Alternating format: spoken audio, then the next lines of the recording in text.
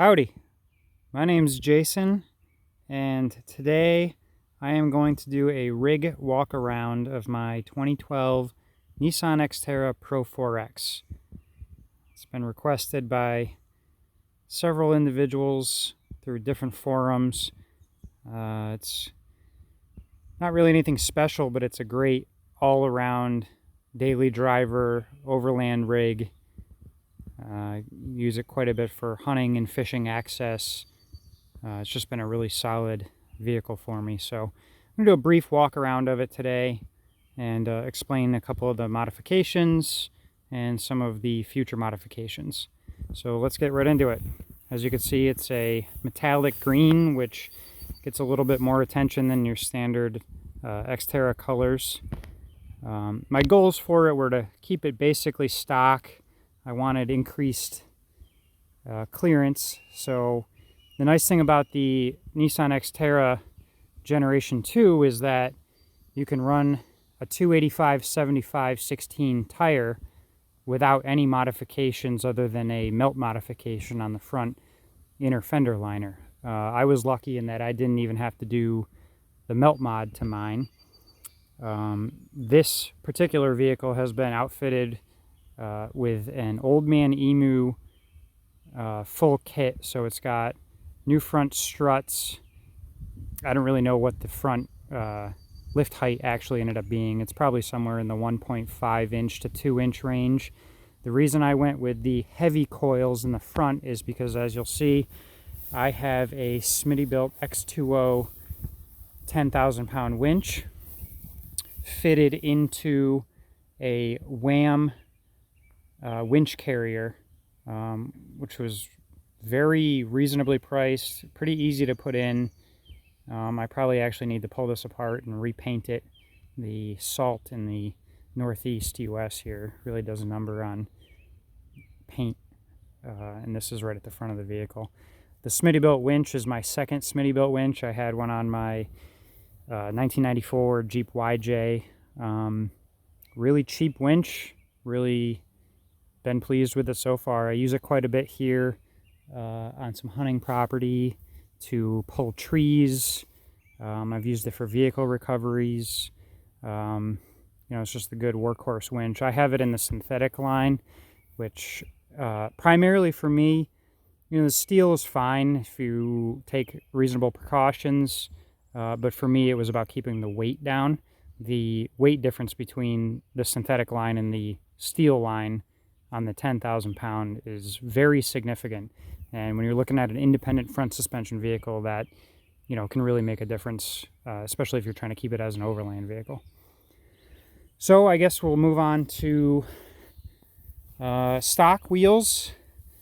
The tires are a little bit odd for this particular application. These are a Goodyear Wrangler Duratrack. As you can see, it's starting to rain here, but it's nice sun showers.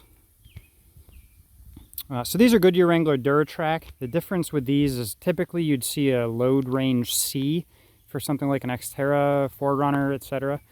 These are a load range E, so they're 10-ply tires, which I wouldn't normally recommend or seek out for a vehicle of this weight. The reason that I have these is because I got a really good deal on Facebook Marketplace. These were brand new, set of 4, load range E. I believe the gentleman was going to put them on a Overland built Wrangler JK with a Hemi swap, and I think he wanted something like $550. I ended up paying $500 for 4 of them, brand new. So although they're load range E, they've been really good. They're a little heavier than I'd like. The next set will probably be the same tire in a load range C, but so far so good. They've been everything that everybody talks about with Duratracks. So you can see on my roof here, I have a Smittybilt Overlander tent. This is the standard model, not the XL. I keep this permanently mounted to the roof. I don't drive this vehicle that much during the week, and the effort that it takes to put it on the roof is, it's just worth it for me to keep it up there. I've attached it to the stock bars that come on the Xterra, and I've swapped out the Smitty-built gear to attach it for an exhaust clamp bottom with longer bolts. This just really conforms to the Xterra rack a lot better and distributes the weight on the bars so that you don't have a pinch point.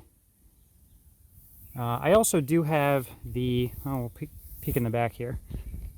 This is the Annex, and I guess I'll speak a little bit about how I got this tent.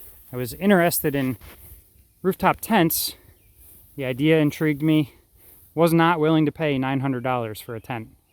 Found this one on Facebook Marketplace for $350 from a guy who had it on a Toyota FJ Cruiser, and he had slept in it twice. Brought it out to Moab, brought it back, decided he wanted to go on a different route, put it on Facebook Marketplace. I got it somewhere in the mid $300 range. So extremely good price on that tent. I really have no complaints with the tent. It's been really great. I've slept in it in the snow on hunting trips. I've slept in it, you know, in the heat. You know, it's got really great ventilation, and for the price, for $300, I don't think I could have done much better. I do have the full Annex that I purchased separately. Got that for, I believe I got something of a deal on that. Didn't pay full price for it. So that brings me here to show you the back. This is going to be a real walk around. This is how it is the majority of the time. I have a Great Siberian Husky, and he likes to ride closer to me, not all the way out back. So his bed is in here right now. You can see it's just a simple rectangle dog bed. I keep the Annex over there. That side is generally for storage during camping trips. Sometimes I'll put a duffel bag over there, you know, depending on if I've got a passenger or not. You see I got a water can over there. Having a Siberian Husky, you always have to have water on hand. Make sure they don't overheat. Be able to give them water. So you can see it's, you know, real review. Got a lot of dog hair in the car. I haven't really done anything spectacular inside in the interior here. The only modification that I've made that I would say for Xterra and Frontier owners is critical if you have the Pro4x model or the off-road model, is a locker anytime modification. These vehicles come with an M226 rear axle, which is basically a Dana 44 center section with an electronic locker. The problem is that Nissan has applied so many electronic nannies to it that it's not really that beneficial. I think the locker shuts off at something like 9 miles per hour. You can only use it in 4 low. And to me, you know, I use the vehicle enough in situations where I would want that just to be an on and off switch. So I've done a locker anytime modification. So I have my rear locker in 2 high, 4 high, and 4 low. So basically it turns the interior switch into just an on and off switch. So we'll bring it around to the back now. This is, like I said, not clean right now, but here it is. There's a lot of options for SUVs, and there's a lot of very expensive options. Plate systems, drawers, fridge slides, a lot of stuff that, you know, I like it on Instagram, but it's just too pricey for me. So the Xterra comes with a nice rail system in the floor. It's meant for tie downs, and you could see that here. I've attached some aluminum angle iron on both sides, and then built some aluminum angle iron up and attached it to one of these hitch carrier racks that's aluminum.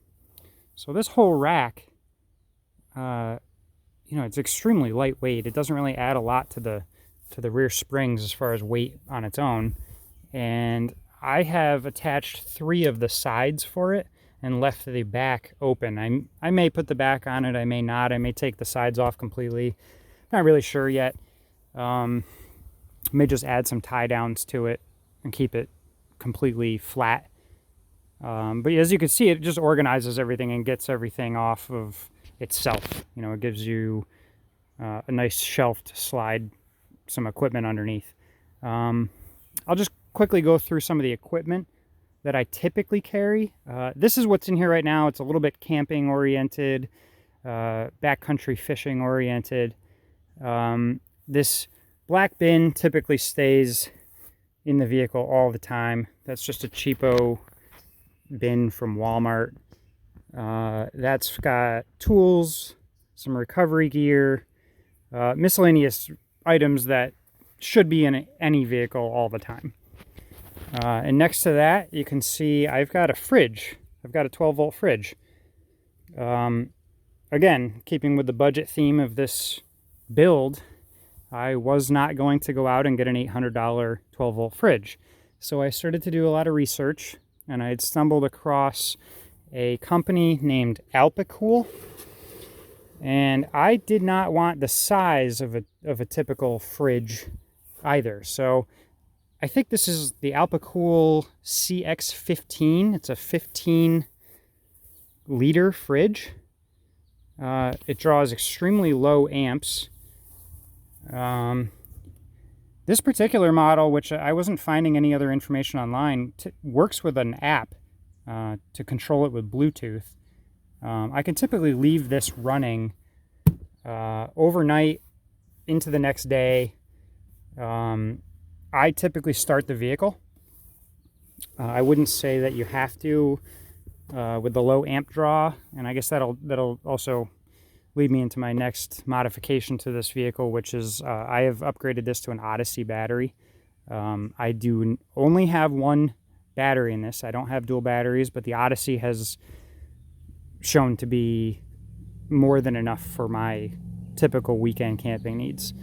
You can see here I have this is just a Coleman table. I like to keep that in there all the time anyway. It's nice to have a table, you know, whether I'm out fishing or, you know, hanging out at a friend's house. It's always nice to have a table and chairs in the vehicle. You can see up top I have some fishing rods, fly rods. Those typically stay in the vehicle all the time.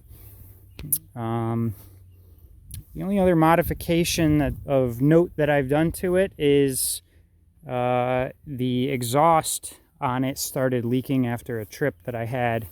I poked a hole in it with a stick or something that kicked up, and I replaced it with AFE high tuck exhaust. No intake, just the exhaust.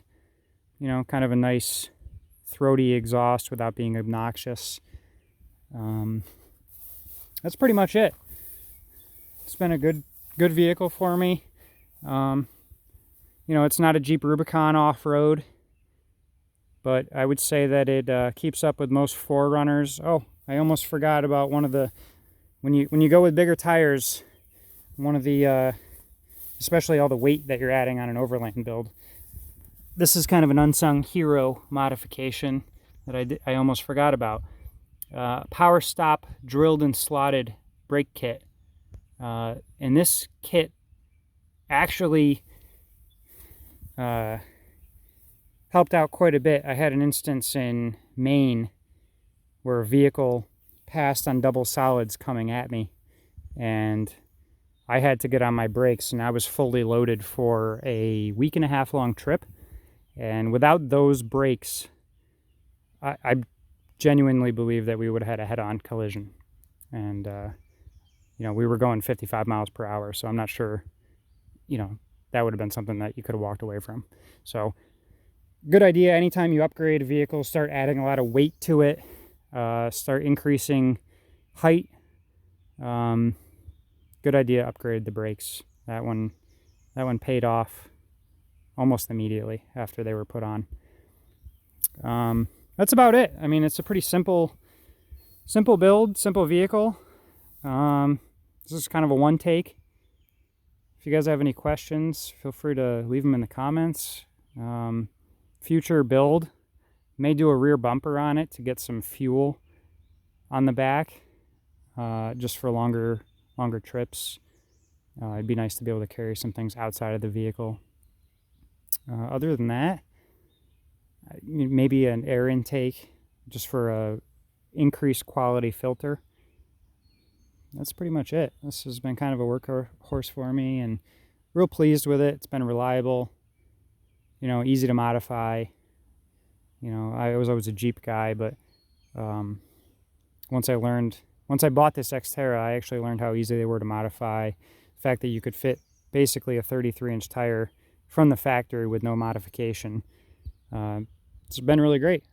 So if you guys have any questions, type them in the comments. Have a good one.